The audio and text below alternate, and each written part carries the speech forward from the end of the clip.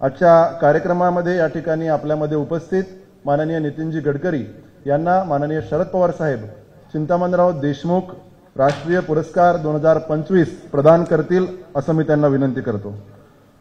चिंतामणराव देशमुख भारताचे माजी अर्थमंत्री म्हणून, केम्ब्रिज विद्यापीठात प्रथम आलेले व्यक्ती म्हणून, जगन्नाथ शंकरशेठ शिष्यवृत्ती मिळवणारे पहिले विद्यार्थी म्हणून आणि अनेक नानाविध भूमिकांमधून आपल्या सगळ्यांना परिचित आहेत।